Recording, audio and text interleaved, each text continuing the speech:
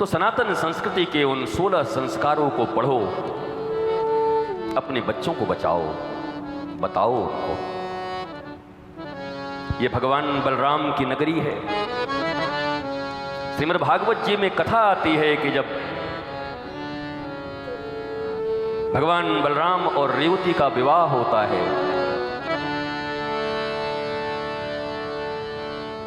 और बड़ी प्यारी बात है,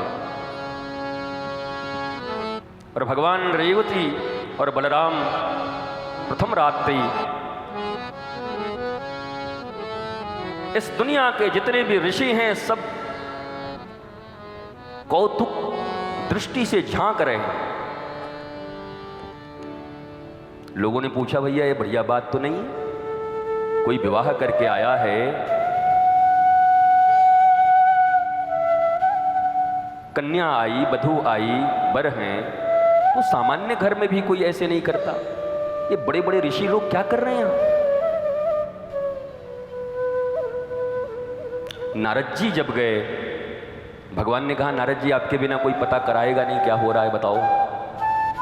नारद जी ने जब झांक कर देखा है, भगवान बलराम बैठे हैं, रेवती मैया नीचे बैठी हैं, और जिस रात्रि को ये भारतवर्ष अब भोग की रात्रि बना लिया, जिस मनु के स्थान को मनाली बना लिया तुम लोगों ने, भारत की ऐसी तैसी कर दी तुम लोगों ने, सनातन संस्कृति की ऐसी तैसी कर दी तुम लोगों ने, अपने घरों में विदेशियों के संस्कार लाकर, पाश्चात्य संस्कार लाकर भारत की गरिमा और महिमा को समाप्त कर दिया तुम लोगों ने। भगवान बलराम बैठे हैं, मैया रेवती नीचे बैठी हैं, भगवान बलराम की आंखें बंद हैं, माता रेवती की भी आंखें बंद हैं, अश्रुधार बह रहे हैं। जब सारी दुनिया उस रात्रि को भोग की बात करता है, उस समय भगवान बलराम कन्हैया की कथा सुना रहे हैं रेवती को, उस समय योग की चर्चा कर रहे हैं, योगीश्वर की। ये भारत, ये बलराम की भूमि है, ये बलदाऊ की भूमि है। इस संस्कार और संस्कृति की चर्चा भारत में होनी चाहिए। हम इसके लिए बने हैं, पर तुम्हें भी अपने घरों में करना होगा। प्रथम बार जब विवाह होके आए ना बच्चे का, तो तुम भी मत पड़ जाओ इसके पीछे। तुम माता हो, पिता हो, मुझे तो लज्जा भी आती कभी कभी, क्या कहूँ। तुम तैयारियां करते हो उनका कहाँ जाने की, कहाँ जाने की, सारी गैरत, सारी प्रतिष्ठा बेच दिए। जैसी जिंदगी खुद जिए हो हिप्पियों की तरह, उन अंग्रेजों की तरह, वैसी जिंदगी अपने भारत के संतति को दे रहे हो। जहां ऋषियों का उद्भव हुआ है, जहां की संतानें पूरी दुनिया में पूजी जाती हैं, ईश्वर अवतार लेने को बार बार इस भारत को चयन करता है, वहां तुम अपने घरों में मंदिर बना बना के, पूजन कर करके, जलवा इत्यादि के नाम पर सबको इवेंट बना दिया है, हर पूजा को, हर पाठ को, और उसके बाद तुम्हारे क्रिया और कर्म बिल्कुल सनातन संस्कृति के विपरीत, हिंदू संस्कृति के विपरीत, भगवान के विधान के विपरीत, आनंद के विपरीत, और इसीलिए पागलों की संख्या बढ़ रही है धीरे धीरे, और कोई कारण नहीं। अरे तुम तो प्रारंभ करो अपने घरों में।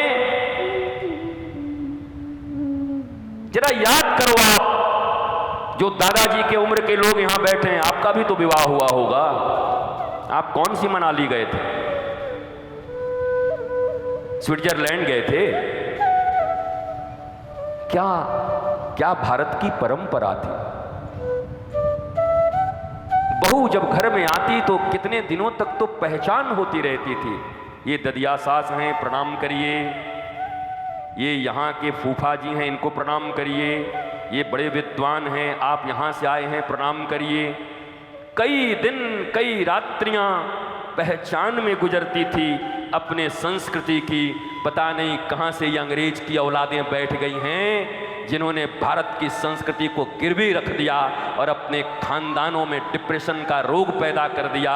और अब ये लोग मंदिरों में बाबाओं के पास यहाँ वहाँ घूमते चलते हैं, बाबा जी कोई कुछ बांध दो, हमारा बेटा ठीक हो जाए, बाबा जी हमारे घर में बड़ी गड़बड़ी है, कुछ ठीक कर दो। कहाँ से हो जाएगा? संस्कार मानते नहीं, संस्कृति मानते नहीं, 16 संस्कारों का अंतिम संस्कार कर दिया, क्रियाकर्म कर दिया। कहाँ से होगा तुम्हारे घरों में आनंद?